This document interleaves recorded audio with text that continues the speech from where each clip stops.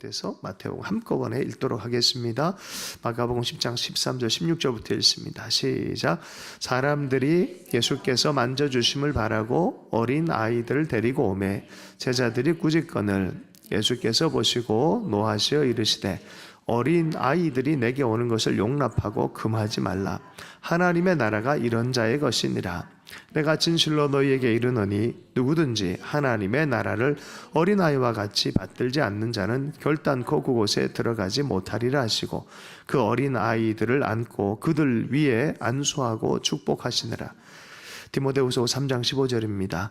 또 어려서부터 성경을 알았나니 성경은 능히 너로 하여금 그리스도 예수 안에 있는 믿음으로 말미암아 구원에 이르는 지혜가 있게 하느니라. 마태복음 19장 14절입니다. 예수께서 이르시되 어린 아이들을 용납하고 내게 오는 것을 금하지 말라. 천국이 이런 사람의 것이니라 하시고, 오늘 이 주신 말씀을 통해서 오늘 어린이 주일인데요. 어린이를 통해 시작되는 하나님의 나라, 또 무디와 어린이 주일학교라는 제목을 해서 말씀의 은혜를 나누겠습니다. 무디 목사님은 1800년대 중반에 미국에서 사역을 하신 분이신데요. 특별히 어린이 사역을 참 많이 하셨어요. 9남매 중에 6번째로 알려지기도 하고 7남매 중에서 6번째라고 알려지기도 해요. 왜냐하면 마지막에 엄마가 쌍둥이를 낳았는데 이 아이가 죽었다나 말았다나 뭐 이런 얘기가 좀 있어요. 여하튼 무디 목사님은 소장농 벽돌공의 아들로 태어났는데 4살 때 아버지가 돌아가셔요. 장남이 13살이었고 그래서 아버지를 여인 이후에 빚쟁이들이 와서 빚만 남겨두고 돌아가셨어요. 그러다 보니까 집에 빚쟁이들이 와서 모든 좋은 가재도구를 다 가져가 버렸어요. 극한 상황 안에서 아이들을 키워야 되는 정말 어려운 엄마가 있었어요. 근데 이 엄마의 특징이 뭐냐? 독실한 하나님의 사람이었다는 게, 약속의 말씀을 꼭 붙들고 또 아이들을 어떻게 해서든지 양육을 하려고 애쓰는 그런 명랑한 모습을 유지하려고 했답니다. 정식 교육을 받지 못해서 5학년 때 학업이 중단됐어요. 더 이상 학업을 할 수 있는 상황이 아니었습니다. 그럼에도 불구하고 이 무디의 성품 안에는 농담도 즐기고 장난을 치는 이런 낙천성이 있었어요. 왜 그러냐? 엄마가 어떻게든지 희망의 마음들, 또 사랑의 돌봄을 그 상황 안에서도 애를 썼기 때문에 그렇다는 거죠. 그런데 학업이 중단되어질 뿐만이 아니라 이제 먹고 살아야 되니까 5학년 나이에 늙은 노인을 섬기는 일을 하면서 먹고 사는 일을 하기 위해 농장일로 보내집니다. 그 노인은 또 그 농장을 섬기기 위한 그냥 일꾼에 불과한데 그 할아버지를 섬기면서 또 농장일을 해야 되는 거예요. 그러다가 한 17살 됐을 때 1854년도에 보스턴에 있는 삼촌 집에 갑니다. 삼촌 집에 가서 이제 구두 가게 점원으로의 삶을 삽니다. 18살 때 이제 주일학교 선생님이 무디를 특별하게 관찰하고 1년 이후에 와서 한마디 합니다. 에드워드 킴벌. 근데 사실은 삼촌이 그래서 너 주일학교 꼭 나가야 된다. 그리고 꼭 붙들고 해놨는데 1년 이후에 에드워드 킴벌이라는 주일학교 선생님이 무디를 직접 찾아와서 이렇게 얘기합니다. 무디, 자네는 예수 그리스도를 영접한 체험이 있는가? 글쎄요, 제가 교회 다니는데요. 그랬더니 아니 그거 말고 내가 그냥 저는 그래도 어머니를 따라 교회 다녔고 엄마가 처음부터 예수 믿었기 때문에 저도 그런데요. 아니 그런 거 말고 내 말은 자네가 개인적으로 죄 사함을 받고 거듭난 적이 있는가 하는 것이라네. 나는 자네를 위해 기도를 많이 했네. 첫날 올 때부터 우울한 그런 삶을 알았고 하나님과 깊은 체험이 없다는 걸 안 거예요. 그래서 1년 내내 기도하고 이 무디에게 찾아온 거예요. 개인적으로 영접하자. 예수 그리스도를 나의 구주, 나의 하나님으로 영접하는 그 체험을 했어요. 이후에 무디는 이제 보스턴 쪽에서 시카고 쪽으로 갑니다. 이제는 점원이 아니라 실질적 재화업을 하는 사람이 됐어요. 근데 이게 너무 잘 돼요. 시카고에 가서 너무 잘 됩니다. 그때쯤에 시카고 빈민가 아이들의 눈에 띄었습니다. 무디는 신학교를 다니지도 않았고 교육도 많이 받지 못했고 목회 훈련도 받지 못했어요. 여러분, 나중에 그 유명한 부흥사 무디는 영국의 캠브리지 대학을 가서 최고의 지성인들 앞에서 설교를 합니다. 그랬을 때 학생회 아이들이 이렇게 탁 쳐다보고 있다 뭘 자꾸 적었어요. 그 설교가 끝나고 나서 탁 내밉니다. 무디 선생님, 학생회장을 찾아와. 무디 선생님, 당신 설교 중에서 이렇게 문법이 이렇게 틀렸고 말을 이렇게 했고 뭐 이런 걸 다 지적해서 갖고 온 거예요. 이게 얼마나 모욕적입니까? 그런데 딱 한마디 한 거예요. 나는 문법이 이렇게 틀려도 열심히 복음을 전하는데 똑똑한 너희들은 뭐 하냐? 그렇게 얘기한 거예요. 그것 때문에 애들이 심각해진 거예요. 그래서 그 아이들이 다음에 또 찾아와서 사과를 하고 그 유명한 아이들이 다 선교에 헌신했어요. 이 사람들이 캠브리지 7인이라는 전설적인 인물이 돼요. 그들 중에 한 명이 시티 스터드라는 사람이 되고 또 그들이 만드는 선교단체가 웩이라는 아주 세계적인 선교단체가 되고, 그러니까 무디라는 사람은 특별한 사람이었어요. 배운 것이 별로 없는 사람이지만 하나님의 은혜 안에서 자기의 삶을 헌신했던 사람이에요. 어쨌든 다시 시카고로 돌아가십시오. 시카고에 돌아가서 이주한 그런 곳에서 주일학교 봉사를 하게 된 거예요. 자기가 맡은 아이들이 한 16명 정도 되는데 이 아이들이 미래의 하나님 나라의 중심이다라는 생각이 들고 이 아이들 위해서 직접 길거리에 가서 전도하는 일들을 열심히 합니다. 16명의 아이들 데리고 여러분 무슨 일이 생겼습니까? 우리 아이들만 봐도 그 정도 좀 되지 않습니까? 할렐루야. 그렇게 되길 바랍니다. 근데 매일 길거리에 나가서 일 끝나면 가서 아이들을 만나는 게 일이었어요. 예수님께서 너희를 사랑한다. 간단한 메시지로. 이것만 매일마다 나가서 길거리에서 아이들. 이때 당시에 상황이 되게 열악했어요. 1860년대부터 65년까지 남북전쟁이었어요. 그러니까 그 참 시대적으로도 암울하고 그리고 일을 거의 12시간씩 하는 시대였어요. 조금 있다가 어떤 운동이 생기냐면 8시간 노동. 그래서 우리가 5월 1일 노동절이 나온 게 그때 유래가 있어요. 12시간씩 일을 하고 막 정말 힘들게 살았던 시절. 그 애들은 내깔려주게 산 거예요. 그때 누가 있었다? 무디가 있었던 거예요. 무디가 가면서 아이들을 전도하고 그냥 뭐 대충 하는 게 아니라 예수를 믿는 것.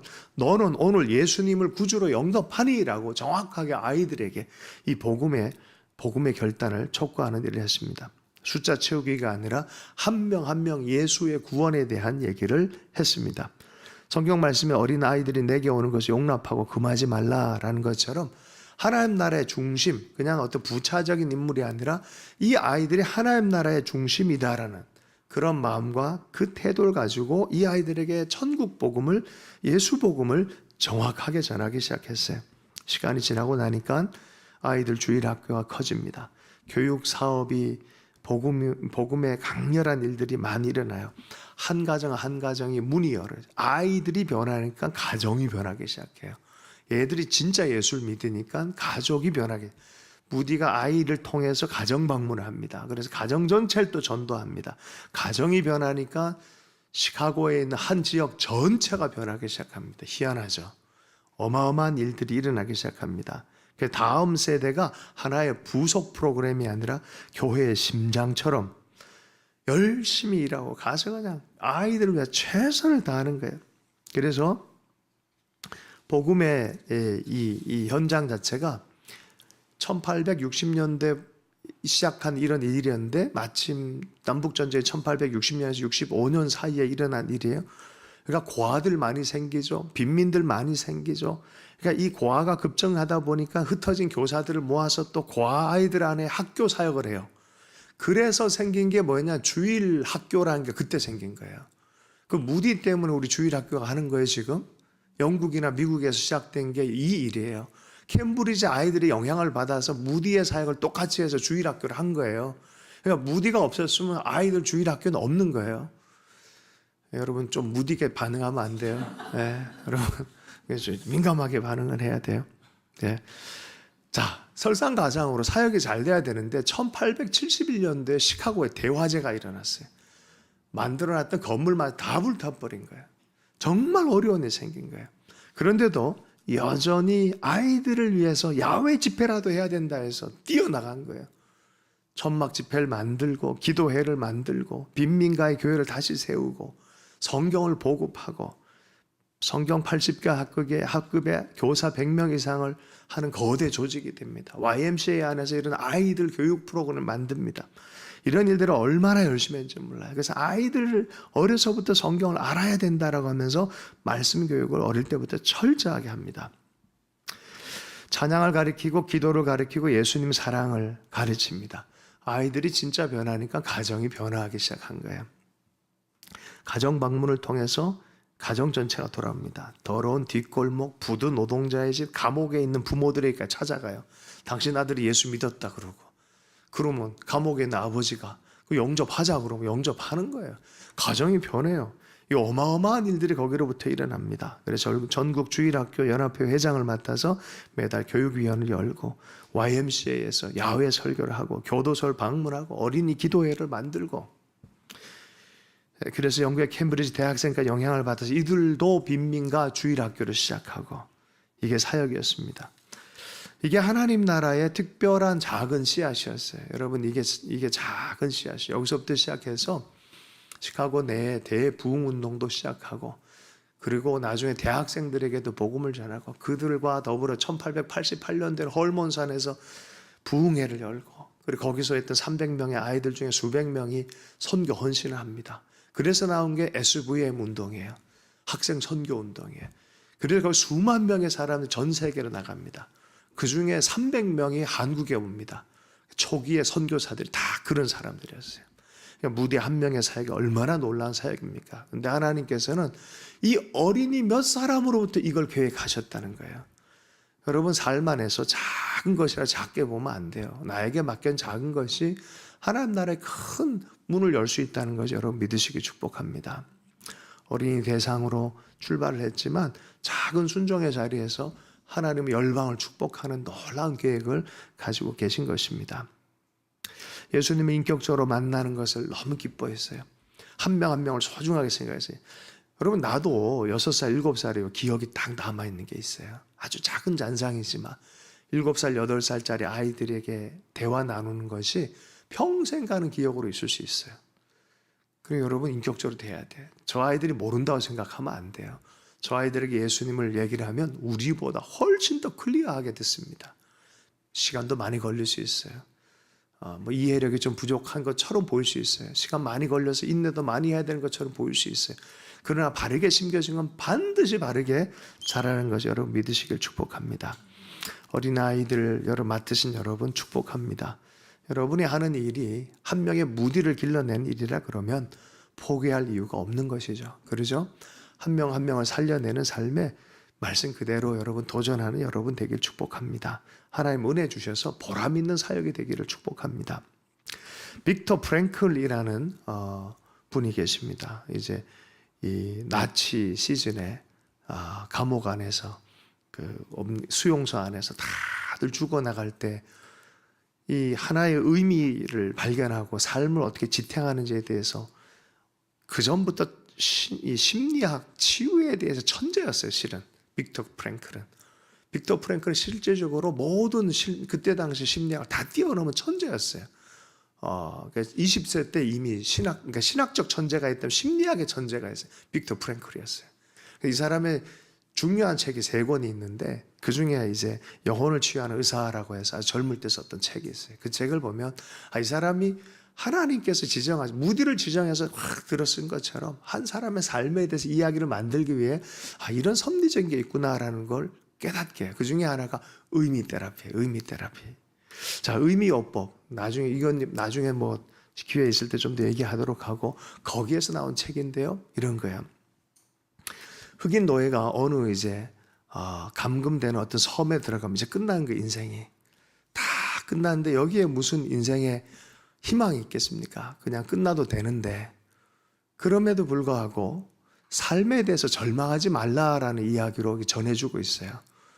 이렇게 가면은 끝인데 이게 섬으로 들어가면 이제 무인지경이 되고 나오지 못하고 인생은 끝난 거예요. 그렇게 사나 죽으나 똑같은 삶이 되는데 그럼에도 질긴 인생을 계속 살기로 결정한 것에 대한 이야기를 하는 거예요. 그럼 무슨 일이 생겼냐? 가다가 배가 뒤집어진 거예요. 근데 묶여있는 죄수가 힘이 세다 보니까 탁 흑인 죄수가 탁 풀어내고 사람들 구하기 시작합니다. 구해내기 시작해요. 그래가지고 그게 공로가 돼가지고 죄수에서 풀리고 도리어 많은 격려를 받는 인생이 시작되는 거예요. 인생이 그래요. 아이들의 삶, 가정의 삶, 시카고가 그랬어요. 야, 더 이상 바랄 게 뭐가 있냐? 전쟁 났죠. 과들 많이 생기죠. 아이들은 내깔려 짓죠. 노동을 해도 먹고 살기 힘들죠. 그런데 복음을 갖고 절망하지 않는 사람, 계속 살게 만드는 사람, 무디예요. 예. 삶이 어떻게 될지, 앞에 무슨 펼칠지, 여러분 끊어버리지 않고 절망하고 폭력하고 끝내버리는 그런 게 아니라 복음은 우리에게 희망을 말씀해 주고 있는 줄로 믿습니다. 이게 적극적 믿음이에요. 아이들에게 꿈을 가지고 적극적으로 하나님 안에 살아갈 수 있도록 여러분 격려하는 통로가 되기를 바랍니다. 말씀을 마무리합니다. 열정적으로 영혼 사랑을 했어요. 숫자의 문제가 아니라 순종의 결과죠. 영혼을 한 명 한 명 살리는 순종의 결과입니다. 복음 중심적으로 오늘 네가 구주를 영접했니? 주님과 함께하는 삶에 대한 열정, 영혼의 사랑이 가득했습니다. 그냥 인포메이션의 정보의 교육이 아니라 구원의 확신을 분명히 심어줘서 영혼에 힘이 나게 한 것이죠. 그리고 이것이 어린아이 영혼에서 가정으로 또 사회로 계속해서 확장된 것을 보게 되어지고 하나님은 이후에 열방 전체를 축복한 도구로 또한 사용해 주셨습니다. 여러분이 그런 작은 것이지만 열심을 다해서 그런 열매 맺는 인생들 될 수 있기를 축복합니다. 주신 분들과 함께 기도할 때 하나님 우리 아이들이 또 우리의 사역들이 그러한 꿈을 품고 시대를 바꿔가는 그런 은혜가 있기를 원합니다. 우리 하트하우스 아이들 모임이 또 그렇게 진행되게 주는 은혜 허락해 주십시오. 이렇게 잠시 기도하도록 하겠습니다. 함께 기도합니다. 하나님 아버지 감사합니다. 아버지 우리에게 시대를 맡겨주시고 아이들을 맡겨주셔서 감사합니다. 부모로서 교사로서 교회 지도자로서 아이들을 천국 문을 열어서 하나님 아버지 활짝 여는 통로가 될 수 있도록 우리를 사용해 주시기 원합니다. 작은 순종에 큰 부흥을 기대하시는 하나님 아버지 우리에게 무디처럼 영혼을 향한 열정을 주십시오. 아이들을 섬겨내는 아버지는 복음의 불씨가 활활 타오를 수 있도록 그래서 아이들의 영혼에 붙고 가정에 붙고 교회에 붙고 시대에 도시에 붙어갈 수 있도록 은혜 허락해 주시기를 간절히 기도합니다. 귀한 섬김의 사람들, 선생님들 좀 축복해 주시고 귀한 사역자들 축복해 주시기를 원합니다. 우리의 삶을 다시 한번 주님의 복음의 희망에 의탁하며 살아계신 예수 그리스도의 이름을 축복하며 기도했습니다.